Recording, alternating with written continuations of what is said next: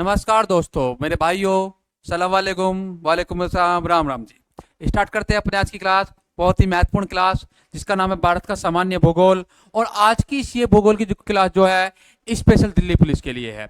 आप जानते हो कि दिल्ली पुलिस में जीएस का लेवल वो है जिसे कहते हैं ओरिजिनल लेवल है, क्योंकि कहते हैं कि दिल्ली पुलिस से नीचे के लेवल में ही जीएस में यूपीएसआई में आती है। किसमें आएगी? यूपीएसआई। तो आज की हमारी class Delhi police, UPSI, constable, SSC, GD, UP police और खासकर कहते हैं कि बहुत ही महत्वपूर्ण वनडे एग्जाम के लिए आज की क्लास होने वाली है। तो आज की क्लास को हम शुरुआत करते हैं भारत के सामान्य भूगोल के साथ। तो देखो, हम बात करेंगे आज भारत की। किसकी बात करेंगे? भारत की। और भारत के बारे में समझेंगे कि भारत रियलिटी में क्या है। देखो, तो स्टार्ट करते हैं। सबसे पहले हम समझते हैं कि जिस देश को हम पढ़ने वाले हैं उस भारत के देश के नामकरण के कहते हैं कि भारत जो नामकरण है वो अलग अलग समय पर अलग अलग किए गए हैं। लेकिन ध्यान रखना होगा कि भारतीय संविधान के आर्टिकल 1 में लिखा है कि Bharat that is India will be union of state, अर्थात भारत तथा इंडिया राज्यों का एक संघ होगा। लेकिन ध्यान रखना, कहते हैं कि भारत का जो नामकरण है इसके लिए एक विचार चलता है कि ऋग्वेदिक काल के, कौन से? ऋग्वेदिक काल के, ऋग्वेदिक काल के प्राचीन कबीले, प्राचीन कबीले भरत के नाम पर, भरत के नाम पर हमारे देश का नाम भारत पड़ता है, ऐसा ऋग्वेद में लिखा हुआ है। और ऐसा आर्य सभ्यता व्यक्ति मानते हैं कि जो प्राचीन समय में हमारे भारत में भरत कबीला था, उस भरत कबीले के नाम पर ही हमारे देश का नाम भारत पड़ा हुआ है। यह सिद्धांत बहुत ज्यादा फेमस है और ये चलता है। दूसरा जो सिद्धांत मिलता है देश के बारे में वो महत्वपूर्ण है। कहते हैं कि एक पुस्तक मिलती है, उस पुस्तक में कहते हैं वायु पुराण में लिखा गया है शकुंतला और दुष्यंत के बारे में। तो ध्यान रख लेना, वायु पुराण के अनुसार, वायु पुराण के अनुसार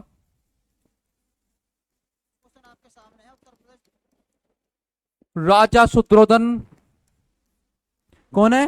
राजा दुष्यंत की बात कर ले। शुद्रोधन से पहले राजा दुष्यंत वह उनकी पत्नी शकुंतला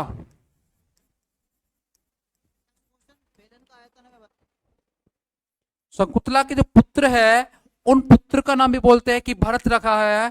पुत्र भरत के नाम पर भी हमारे देश का नाम भारत पड़ा है, भरत के नाम पर।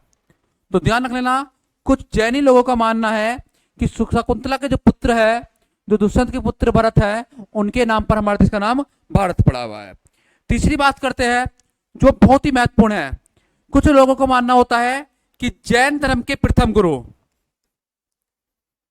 जैन धर्म के प्रथम गुरु या प्रथम तीर्थकर ऋषभ देव कौन है? ऋषभ देव के पुत्र भरत के नाम पर, भरत के नाम पर हमारे देश का नाम भारत पड़ा है। यह सिद्धांत भी बहुत ज्यादा लागू है और बहुत ज्यादा फेमस चलता है। अगला जो चौथा इंपोर्टेंट आता है, हम बोलते हैं कि फारसी व अरबी लेखकों ने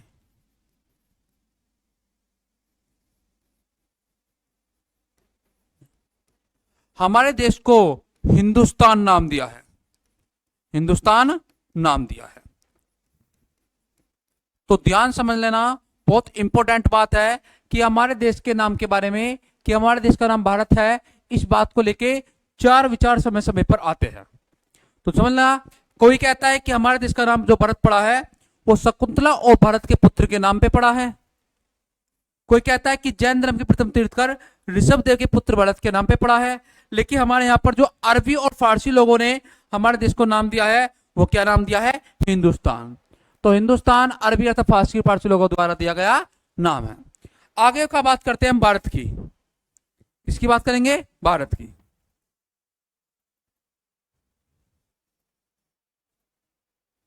देखो, तो हमें ध्यान रखना होगा, और जो हमारा इंपॉर्टेंट टॉपिक है वो है भारत की अवस्थिति क्या है। देखो, भारत की एक होती है अवस्थिति और एक होती है स्थिति। इन दोनों में सबसे पहले अंतर समझते हैं कि इन दोनों में अंतर क्या है। देखो, अवस्थिति बोलते हैं कि जो समय के अनुसार परावर्तित होती रहती है, जो समय के अनुसार चेंज होती है, उसे अवस्थिति बोलते हैं। क्या बोलते हैं? स्थिति। जो चेंज होती है, अब देखो हम बात करेंगे कि भारत की स्थिति देखते हैं कहां पर है। देखो, सबसे पहले भारत की स्थिति समझने के लिए हमें दो बातें समझनी होंगी कि जो हमारी पृथ्वी है, इस पृथ्वी के बीचों बीच जो रेखा है उसे भूमध्य रेखा बोलते हैं। भूमि के मध्य में कौन सी रेखा है? भूमध्य रेखा। उस भूमध्य रेखा को ही हमने नाम दिया है विषुवत रेखा, इक्वेटर लाइन। इक्वेटर लाइन के नॉर्थ डायरेक्शन में, उत्तरी डायरेक्शन में एक रेखा और पड़ती है, ट्रॉपिक ऑफ कैंसर, कर्क रेखा बोलते हैं इसे हिंदी में। क्या बोलते हैं? कर्क रेखा। और 23.5 डिग्री पर नीचे एक रेखा और पड़ती है जिसे बोलते हैं मकर रेखा। तो समझ लेना कि जो कर्क रेखा है ये भी 23.5 डिग्री पर है, जो मकर रेखा है ये भी 23.5 डिग्री पर है, और जो भूमध्य रेखा है ये 0 डिग्री पर स्थित है। और यदि पृथ्वी में कोई भी इस प्रकार की क्षैतिज रेखाएं होती है, उन सभी क्षैतिज रेखाओं को केवल एक नाम देते हैं, आपको याद रखना, उन्हें बोलते हैं अक्षांश रेखा। क्या बोलते हैं? अक्षांश रेखा। तो कहते यह है कि सेंट्रल लाइन से ऊपर की साइड में भी 90 अक्षांश रेखाएं होती है और नीचे की साइड में भी 90 अक्षांश लाइनें होती है। बड़े ध्यान से कि जो सेंटर वाली लाइन है, इस सेंटर वाली लाइन से यदि चलते ऊपर पे नॉर्थ में, तो यहां बोलते हैं कि 1 डिग्री अक्षांश, उसके बाद 2 डिग्री अक्षांश, इस प्रकार करते करते लास्ट में आते हैं 90 डिग्री अक्षांश पर। सेम दक्षिण में भी कंडीशन यही है कि 90 डिग्री अक्षांश पर आते हैं। तो यदि कोई इस प्रकार की रेखा है तो उन्हें हम अक्षांश रेखाएं बोलते हैं। क्या बोलते हैं? अक्षांश रेखाएं। दूसरी बात समझते हैं कि यदि कोई भी इस प्रकार की रेखाएं होती है तो उन्हें हम देशांतर रेखा बोलते हैं। क्या बोलते हैं? देशांतर। ये 0 डिग्री देशांतर है। यहां से आगे चलेंगे तो 1 डिग्री देशांतर, फिर 2 डिग्री देशांतर, फिर 3 डिग्री देशांतर, फिर 4 डिग्री देशांतर। इस प्रकार से देशांतर रेखाएं आगे बढ़ती है। तो बोलते हैं कि 180 देशांतर इधर होते हैं और 180 देशांतर इधर होते हैं। अब कहते हैं कि इन अक्षांश और देशांतर के बीच में ही हमारा भारत स्थित है। भारत की स्थिति देखते हैं, जो समझते हैं ध्यान से।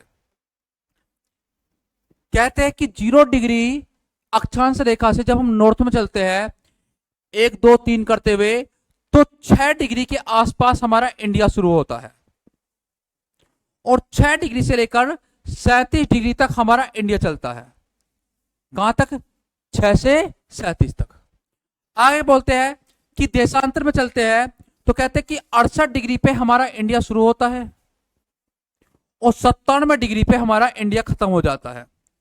तो इसका मतलब हो गया कि इंडिया की स्थिति यहां पर है और इस गोलार्ध को हम बोलते हैं कि भारत की स्थिति उत्तर पूर्वी गोलार्ध में है। समझते हैं कैसे? देखो बड़े ध्यान से। भारत की स्थिति, भारत की स्थिति हमें याद रखनी होगी। हमेशा याद रखते हैं कि भारत जो है वो 6 डिग्री 4 मिनट से शुरू होता है और 37 डिग्री 7 मिनट उत्तरी अक्षांश में चलता है। जो हमारा भारत है, इधर बोलते हैं कि 68 डिग्री 7 मिनट शुरू होता है और 97 डिग्री 25 मिनट पूर्वी देशांतर चलता है। अब ये क्या मैटर है वो समझते हैं ध्यान से एक बार और। देखो ध्यान समझते हैं। देखो ये भारत का मैप है। इस भारत के मैप को आप लोग ध्यान से देखिए। हम ये कहते हैं कि भारत में जो यहां पर लाइन गुजरती है, यहां पर भारत में जो रेखा होती है, उस रेखा का नंबर है 6 डिग्री। लेकिन आपको पता है कि भारत का अंडमान और निकोबार का क्षेत्र इस रेखा से भी नीचे जाता है। तो वो जो क्षेत्र है वो होता है 6 डिग्री। कितने डिग्री पे होता है? 6 डिग्री। फिर 6 के बाद 7 बनेगी, ये 8 डिग्री है, तो ये 6 डिग्री है। देना, ये कौन सा डिग्री है? ये 8 डिग्री है, तो ये 6 डिग्री है। 8 के बाद 9 आएगा, 10 आएगा, 11 आएगा, 12 आएगा, यहां बीचों बीच आएगा 23.5 डिग्री। और इसी प्रकार से ऊपर चलते हैं तो भारत के लास्ट में बिल्कुल आता है जिसका नंबर है 37 डिग्री। तो भारत का जो विस्तार है, जो अक्षांशीय विस्तार है, वो 6 डिग्री से लेकर 37 डिग्री के बीच में है। कौन सी दिशा में? अक्षांशीय विस्तार। ये देशांतर विस्तार की बात करें तो कहते हैं कि यहां से स्टार्ट करते हैं, हमारा इंडिया यहां से स्टार्ट होता है जो कि 68 डिग्री से शुरू होता है और 97 डिग्री तक हमारा इंडिया होता है। कहां तक होता है? 97 डिग्री तक। तो समझना होगा कि हमारा जो भारत है वो 6 डिग्री 4 मिनट शुरू होकर 37 डिग्री 6 मिनट उत्तर अक्षांश में चलता है और 68 डिग्री 7 मिनट से शुरू होकर 97 डिग्री 25 मिनट तक चलता है। लेकिन ये हमारा भारत है। बात करें मुख्य भूमि की, किसकी? मुख्य भूमि की। तो हमारे भारत की जो मुख्य भूमि है, जो उसका विस्तार है, वो 8 डिग्री 4 मिनट से लेकर 37 डिग्री 6 मिनट उत्तरी अक्षांश तक है। अब ये कंडीशन क्या है, इसको भी एक बार समझते हैं मैप में। देखो देखो ध्यान से, मैंने बोला कि हमारा भारत यहां शुरू होता है 6 डिग्री से 37 डिग्री तक, 68 डिग्री से 97 डिग्री तक। लेकिन जो हमारा मुख्य भारत है भाई, मुख्य भारत तो यही वाला है। तो कहते हैं कि मुख्य भारत जो है 8 डिग्री से शुरू होता है। कितने डिग्री शुरू होता है? 8 डिग्री शुरू होता है। जबकि हमारा भारत जो है वो 6 डिग्री से शुरू हो रहा है। तो ध्यान रख लेना कि भारत का जो विस्तार है वो 6 डिग्री 4 मिनट से 37 डिग्री 6 मिनट उत्तर अक्षांश में होगा और 68 डिग्री 7 मिनट से 97 डिग्री 25 मिनट पूर्वी देशांतर में होगा। ये अपने भारत की एक स्थिति होती है जो बहुत बहुत महत्वपूर्ण रखनी होगी। अब बात करते देखो अपने भारत जो है, कहते हैं कि भारत में ये जो पॉइंट बनाए हुए हैं ये हमारे देश के अंतिम पॉइंट आते हैं। तो पूछेगा कि हमारे भारत में सबसे उत्तर में अंतिम पॉइंट कौन सा है, दक्षिण में अंतिम पॉइंट कौन सा है, पूरब में अंतिम पॉइंट कौन सा है और पश्चिम में अंतिम पॉइंट कौन सा है। किसकी बात करेंगे हम? भारत। देखो ध्यान से, कहते हैं कि भारत में सबसे लास्ट वाला पॉइंट यहां पर पड़ता है, उस पॉइंट का नाम है इंदिरा कोल। कौन सा है? इंदिरा कोल, जो कि प्रेजेंट टाइम में लद्दाख में पड़ता है। तो भारत का सबसे उत्तरी बिंदु का नाम है इंदिरा कोल, जो कहां पर है? लद्दाख में। भारत का दक्षिणी बिंदु को देखे, देखो भारत यहां है, दक्षिण बिल्कुल यहां बैठ रहा है, लेकिन हमें पता कि इससे भी नीचे भारत में 6 डिग्री आता है। तो भारत का दक्षिणी बिंदु यहां पर है जिसका नाम है इंदिरा पॉइंट। इंदिरा पॉइंट, इस इंदिरा पॉइंट को हम नाम देते हैं पिगमिलियन पॉइंट और इस पिगमिलियन पॉइंट का हम नाम देते हैं पार्सन पॉइंट, जो कि अंडमान निकोबार में है। तो भारत का उत्तरी बिंदु कौन सा हो गया? इंदिरा कोल। दक्षिणी बिंदु कौन सा हो गया? इंदिरा पॉइंट। अब भारत में पश्चिम में चले तो सबसे लास्ट वाला बिंदु यहां पड़ता है। यह कौन सा राज्य है? गुजरात। और गुजरात में जो बिंदु पड़ता है उसका नाम है गौर माता या सर क्रिक। गौर माता, सर क्रिक या राजगौहर क्रिक, जो कहां पर पड़ेगा? गुजरात में। तो सिंपल पूछता है कि भारत का जो पश्चिम वाला बिंदु है उस पश्चिम वाले बिंदु का नाम क्या है? गौर माता बोल दो, श्रिक बोल दो या राजगौर क्रिक बोल दो। आप कहते हैं कि भारत का पूरब में जो पूर्वी बिंदु है उसका नाम क्या है?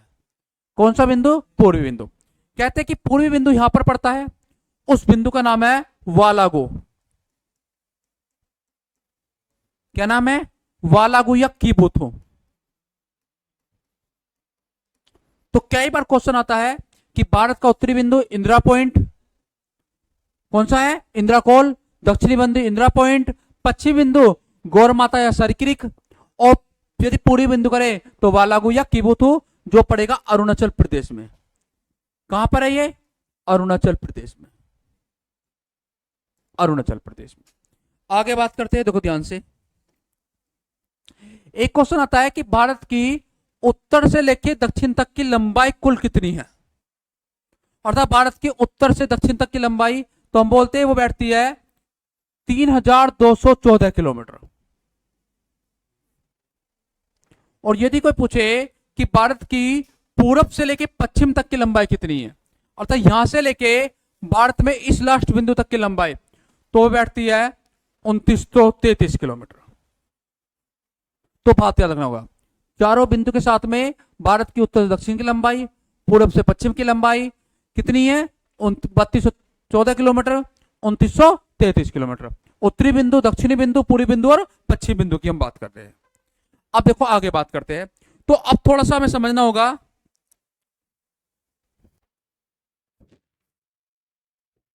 देखो मैं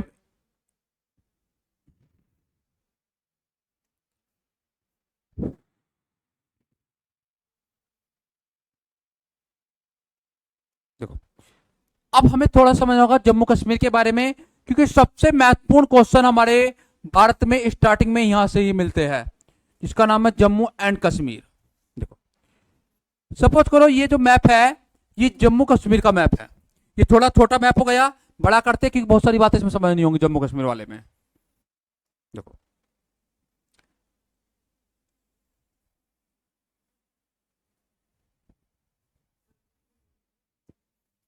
देखो ये जो मैप है ये जम्मू कश्मीर का प्राचीन समय का मैप है, अर्थात जो हमारा इंडिया है इस इंडिया का जो ऊपर वाला हिस्सा है उसका ये वाला मैप है। इसमें कहते हैं, समझने वाली बात होगी कि जब हमारा देश आजाद हुआ था उस आजादी के समय पे इतने क्षेत्र पे पाकिस्तान ने कब्जा कर लिया था, ये वाले क्षेत्र पे, यहां तक इस क्षेत्र पे पाकिस्तान ने कब्जा है। और कहते हैं कि 1962 में जब चीन ने भारत पर आक्रमण किया था तो इस क्षेत्र पे चीन ने कब्जा कर लिया था। जिस क्षेत्र पे चीन ने कब्जा किया था हम उस क्षेत्र का नाम देते हैं अक्साई चीन। क्या नाम देते हैं? अक्साई चीन। और जिस क्षेत्र पे पाकिस्तान ने कब्जा किया था उसे नाम देते हैं हम पीओके, पाकिस्तान अधिकृत कश्मीर। कश्मीर का वह हिस्सा जो पाकिस्तान ने अधिकृत किया है, यह हो गया कश्मीर। अब कहते हैं कि भारत सरकार ने 31 अक्टूबर 2019 को इस क्षेत्र के दो पार्ट्स कर दिए। एक तो पार्ट ये वाला कर दिया जिस पार्ट को बोला गया जम्मू एंड कश्मीर, और दूसरा पार्ट ये कर दिया जो बचा हुआ क्षेत्र था इसको बोला गया लद्दाख। अब समझते क्या है? देखो जो इंपॉर्टेंट बात है वो समझने वाली होती है। बात कर, देखो कहते ये है कि ये जो रेखा है जो भारत इधर पड़ता है पाकिस्तान, कि जो भारत और पाकिस्तान के बीच में सीमा रेखा है इसका पहले नाम था रेड क्लिफ रेखा।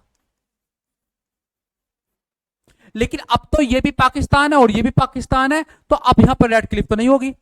जो चीन से लगने वाली पहले रेखा थी उस रेखा का नाम था मैकमोहन रेखा। लेकिन प्रेजेंट टाइम में चीन तो यहां तक आ चुका है, तो कहते हैं कि चीन से जो भारत की बाउंड्री बनती है उस रेखा का नाम है वर्तमान में LAC, line of actual control. Line of actual control, इसको नाम देते हैं हम वास्तविक नियंत्रण रेखा। क्या नाम देते हैं? वास्तविक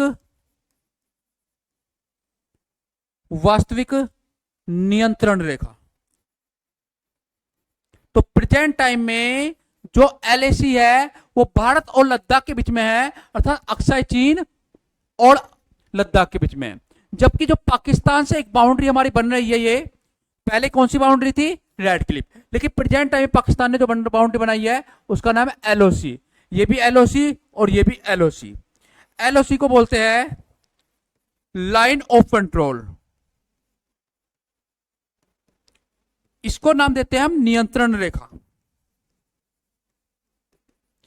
तो भारत और पाकिस्तान के बीच में जो LAC है, जो LOC है, इन दोनों का निर्माण कहते हैं कि इनका नामकरण 1972 में किया गया है, चाहे LOC का हो चाहे LAC का हो। 1972 में नामकरण किया गया इस रेखा का। अब देखो यहां तक बट गया। अब यहां पर भारत का एक ग्लेशियर है इस जगह पर। यह क्षेत्र कहा जाता है कि किसी समय में पाकिस्तान ने जीता था, लेकिन पाकिस्तान ने जीतकर इस क्षेत्र को चीन को गिफ्ट दे दिया। किसको गिफ्ट दे दिया? चीन को गिफ्ट दे दिया। तो यहां पर कहते हैं कि भारत में यहां पर जो है एक पर्वत है जिसका नाम है काराकोरम पर्वत, और यहां पर एक ग्लेशियर है जो हमारे भारत का सबसे बड़ा ग्लेशियर है, उस ग्लेशियर का नाम है देना सियाचिन ग्लेशियर। तो सियाचिन ग्लेशियर भारत और पाकिस्तान के बीच में यह वाला एक विवाद का प्रमुख कारण है। कहा जाता है कि इस वाले ग्लेशियर पे वर्तमान में भारत का कब्जा है। सन 1984 में इंडियन आर्मी ने ऑपरेशन मेघदूत चलाकर इस पे कब्जा किया है। तो सियाचिन के बारे में बहुत सारे क्वेश्चन मिलते हैं, तो उसको आगे हम पढ़ते हैं। देखो, तो यहां तक समझ में आया कि एलएसी क्या है, एलओसी क्या है, रेड क्लिफ लाइन क्या है, मैकमोल लाइन क्या है, एलएसी ये है और एलओसी ये है, ये पीओके है और ये अक्साई चीन है, ये हमारा लद्दाख है और ये जम्मू कश्मीर है। लेकिन बात करेंगे अभी हम सियाचिन की। किसकी बात करेंगे? सियाचिन। देखो ध्यान से, कहते हैं कि सियाचिन क्या है, इसके बारे में बहुत ज्यादा इंपॉर्टेंट होता है। सियाचिन भारत व पाकिस्तान के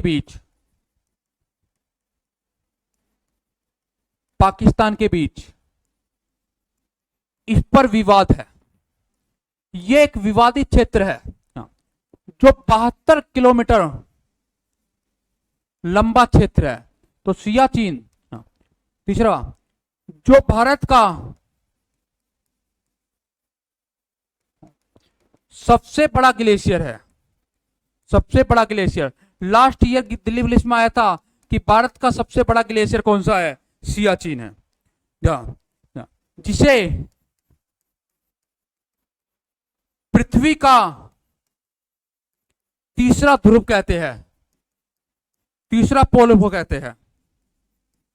एक दक्षिणी ध्रुव, एक उत्तरी ध्रुव और तीसरा ध्रुव को बोलते हैं सियाचिन को।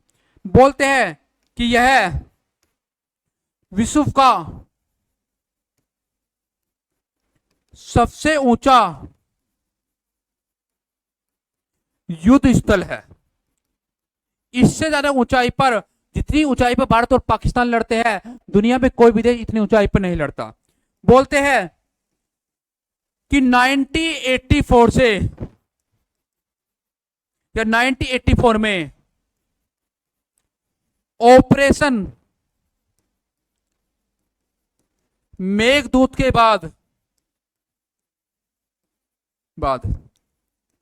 यह भारत के कब्जे में है, भारत के कब्जे में है।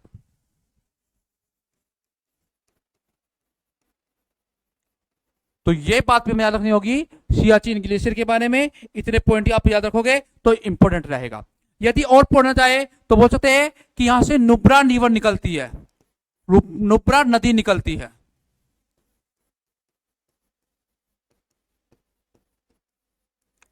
तो ये पॉइंट आपको रखना होगा कि सियाचिन ग्लेशियर के बारे में यहां से क्वेश्चन आपसे पूछ सकता है। तो इसमें आपको डाउट बिल्कुल नहीं लेना, यहां से क्वेश्चन बहुत ज्यादा बनते हैं कि नुब्रा रिवर कहां से निकलती है? सियाचिन ग्लेशियर से। आगे चलते हैं। बात क्लियर हुई? कमेंट आ रहे हैं, फटाफट आ रहे हैं। आगे चलते हैं। नहीं, इस पे नहीं है, ये ऐप पर है। देखो आगे चलते हैं।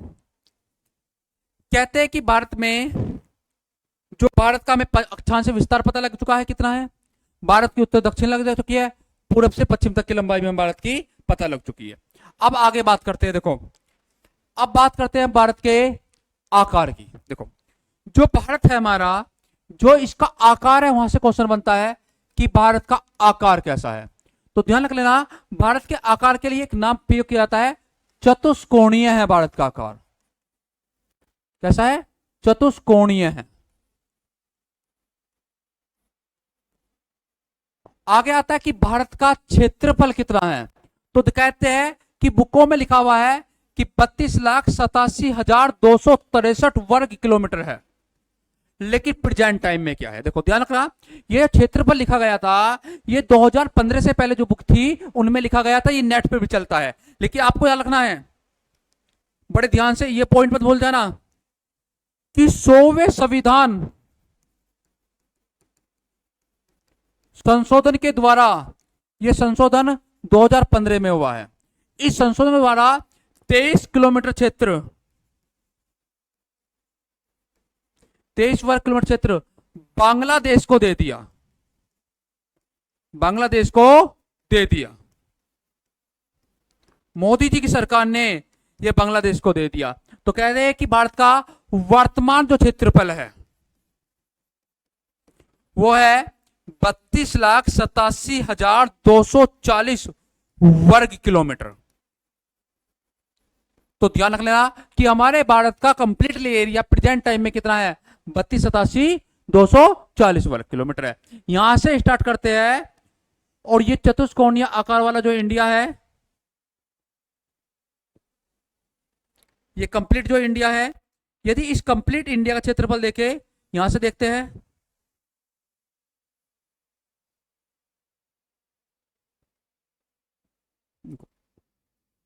कहते हैं कि ये कंप्लीट जो इंडिया है इसका क्षेत्रफल देखते हैं तो इसका क्षेत्रफल रहता है 32,87,240 वर्ग किलोमीटर है, जो कि बहुत ही महत्वपूर्ण है।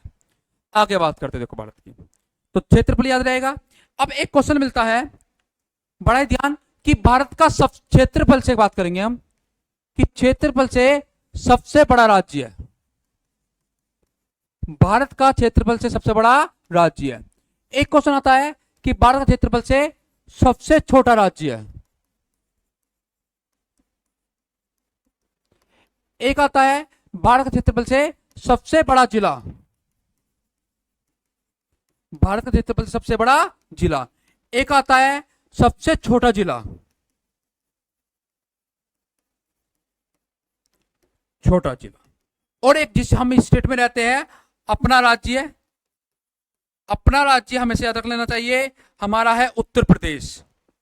ठीक है, तो उत्तर प्रदेश का क्षेत्रफल पता होना चाहिए और अपने जिले का क्षेत्रफल पता होना चाहिए। बात करते देखो, ध्यान रखना होगा कि जो भारत का सबसे बड़ा राज्य है वो यहां पर है, मैप में दिख रहा है ना, वो कौन सा है।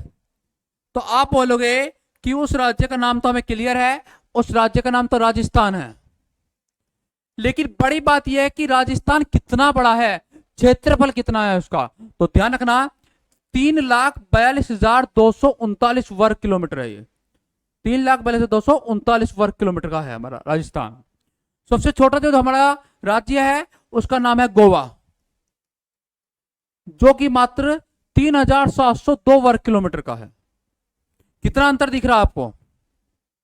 आगे बोलते हैं कि भारत का सबसे बड़ा जो जिला है वो जिले का नाम कच्छ है, जो कि गुजरात में पड़ता है। और इस जिले का क्षेत्रफल कहते हैं कि इस राज्य से भी बहुत बड़ा है, इस जिले का क्षेत्रफल ही 45,652 वर्ग किलोमीटर है। मतलब गोवा राज्य से कच्छ जिला 10 गुना ज्यादा बड़ा है। कहते हैं कि भारत का सबसे छोटा जो जिला है उसका नाम है माहे, और माहे पांडिचेरी में पड़ता है, जो मात्र 9 वर्ग किलोमीटर है।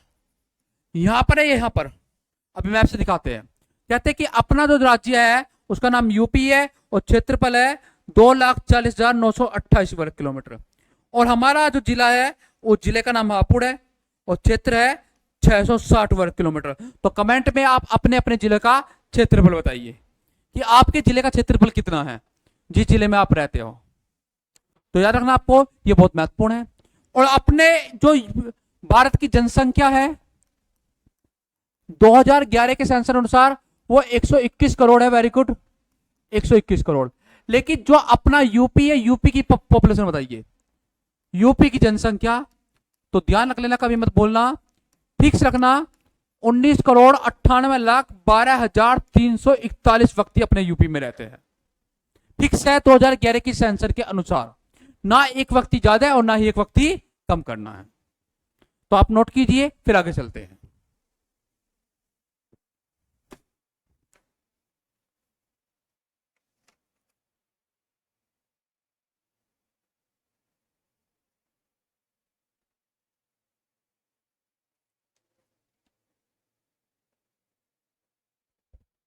चलते हैं आगे। देखो, अब देखते हैं भारत का जो भारत है उसमें जिले हमें पता लग चुकी है, राज्य हमें पता लग चुकी है, और सबसे बड़ी बात हमें यह भी पता लग चुकी है कि जो हमारा भारत है उसका आकार कैसा है, वर्तमान में उसका क्षेत्रफल कितना है। जो पूरे वर्ल्ड में कहते हैं कि भारत 7वें स्थान पे आता है। कौन से स्थान पर? 7वां स्थान मिलता है भारत का वर्ल्ड में, जो पूरे वर्ल्ड का लगभग 2.4% क्षेत्रफल रखता है और 17.5% जनसंख्या रखता है। जनसंख्या हम ज्यादा रखते हैं और क्षेत्रफल 2.5% रखते हैं। तो बात करते हैं अपने भारत की। देखो अब हमें भारत के पड़ोसी देश देखने पड़ेंगे। यहां से हम देखने का प्रयास करते हैं पड़ोसी देशों को भारत के। देखो अपना भारत देखो ध्यान से, और थोड़ा सा मैं जूम कर लेता हूं ताकि आपको क्लियर हो जाए।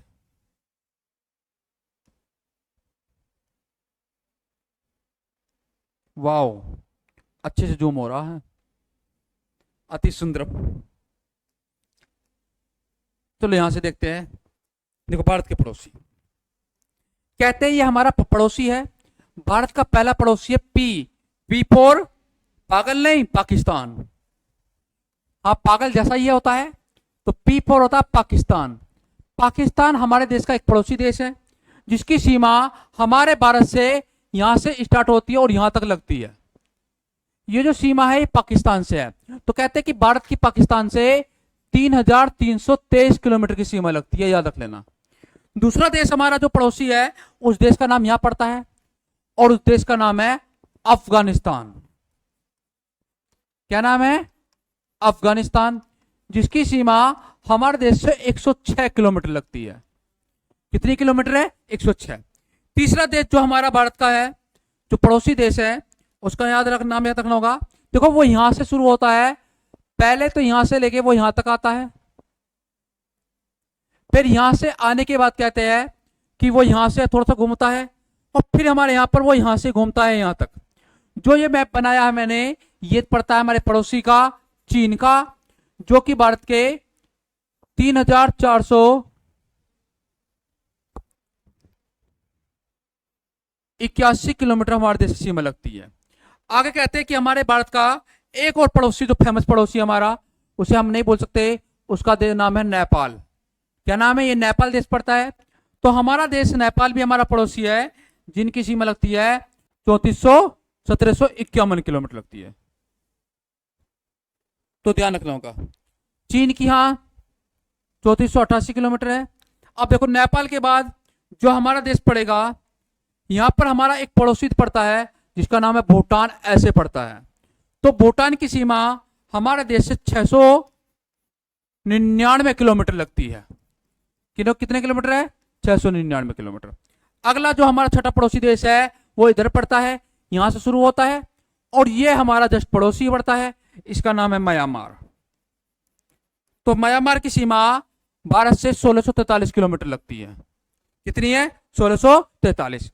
और लास्ट वाला जो हमारा जो सातवां पड़ोसी है वो बहुत इंपॉर्टेंट है हमारे लिए। वो यहां से शुरू होता है और ऐसे घूम घूम के ऐसे कहते हैं ये एक बहुत लंबी सीमा बना देता है हमारे भारत से, और इस देश का नाम है बांग्लादेश।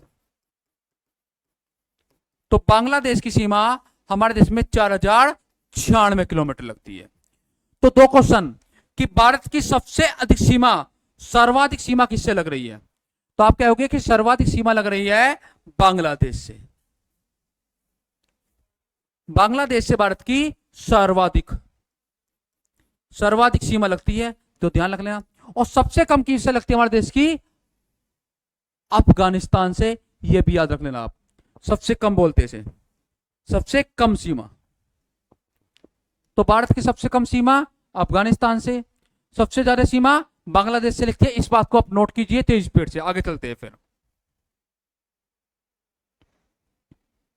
बहुत बेहतरीन, बहुत गुड, वेरी गुड। अच्छा समझ में आ रहा है? हाँ, क्लास को 2x पे देखिए, चाहे आप 3x पे देखिए, बस बात आपके बुद्धि में आनी चाहिए, दिमाग में भर जानी चाहिए। कुछ भी हो जाए नहीं हो रहा। अच्छा बच्चे कह रहे हैं कि सर इसे और बता दीजिए कि कौन सी सीमा रेखा कहां पर है।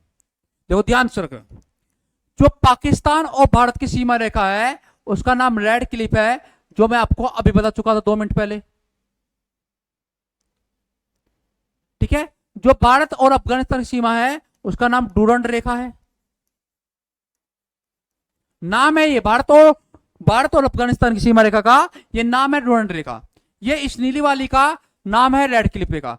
जो भारत और चीन है, जो ग्रीन दिख रही है, इसका नाम याद रखना आपको मैकमोहन लाइन है। कौन सी लाइन है? मैकमोहन रेखा है, ध्यान रख लेना। कोई डाउट अभी तक? नहीं जी। चलो आगे बात करते हैं। तो भारत के एक पड़ोसी की बात करेंगे, देखते हैं। देखो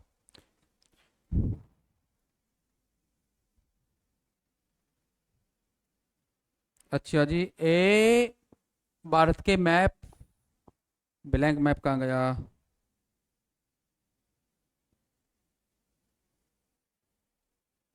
चलो जी, देखो भारत के मैप की।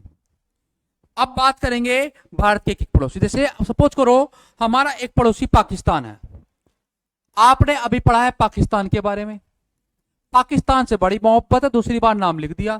तो कहते हैं कि पाकिस्तान के कौन कौन से स्टेट हमारे देश से लगते हैं, कौन कौन से स्टेट हमारे पाकिस्तान के, हमारे मतलब पाकिस्तान के जो देश है उससे हमारे कौन कौन से स्टेट लगते हैं। तो कहते हैं कि पाकिस्तान से हमारा जो स्टेट लगता है, एक स्टेट का नाम तो है गुजरात, दूसरे स्टेट का नाम पड़ता है राजस्थान जो सर्वाधिक लगता है, तीसरा स्टेट का नाम पड़ता है पंजाब जो हमारे पाकिस्तान से लगता है, और चौथा एंड इंपॉर्टेंट स्टेट है जो पाकिस्तान से लगता है केंद्र शासित प्रदेश जम्मू एंड कश्मीर, और एक है लद्दाख।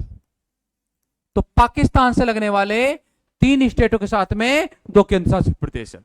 एक आता है फिर अफगानिस्तान।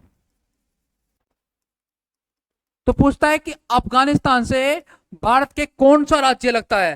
तो ध्यान रख लेना, केवल एक ही राज्य का नाम रखेंगे हम, लद्दाख जो है हमारा अफगानिस्तान से लगता है। फिर आता है चीन। तो चीन से हमारे भारत के कौन कौन से राज्य लगते हैं।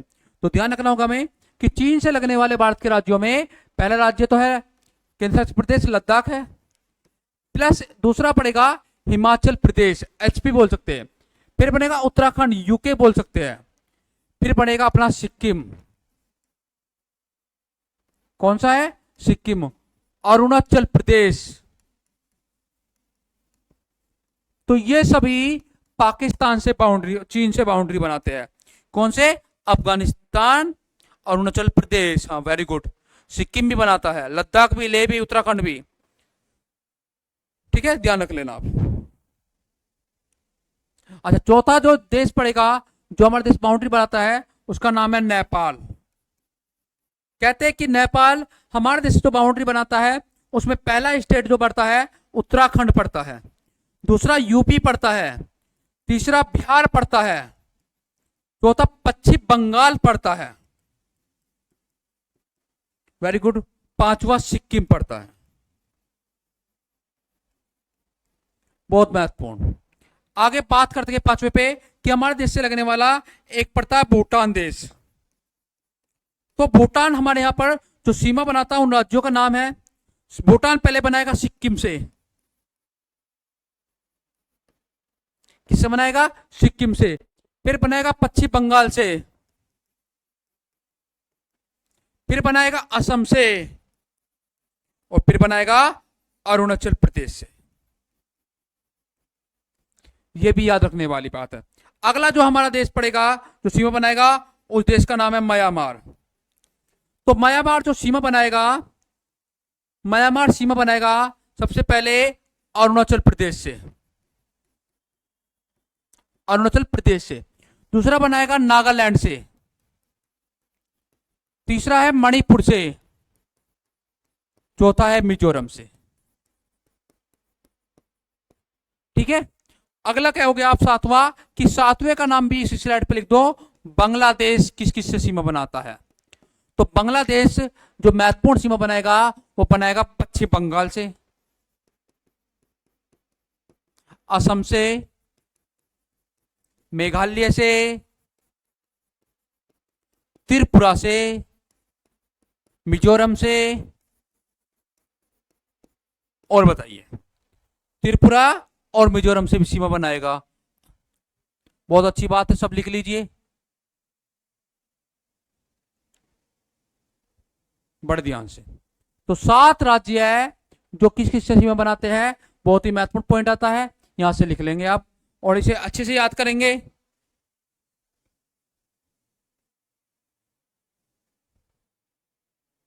हाँ जी, आगे चलते हैं। अच्छा, आज इतना ही कर दिया जाए। चलो, आज पहली क्लास है तो आज अपने इतना ही कर लेते हैं। सेकंड क्लास में हम देखेंगे भारत के लगने वाले कौन कौन से राज्य है, लॉ ऑफ समुद्र, समुद्र का नियम क्या है, और सबसे महत्वपूर्ण बात, हमारा भारत का निर्माण किस प्रकार हुआ है। पहाड़ पर्वत कैसे बने हैं, समुद्र में कौन सी झील है, समुद्र में कौन सा दर्रा है, 1-2 क्वेश्चन वाला कल को अपनी दिल्ली पुलिस की क्लास में 100% मिलेगा। धन्यवाद। Thumbs up. कैसी लगी क्लास कमेंट करके जरूर बताना।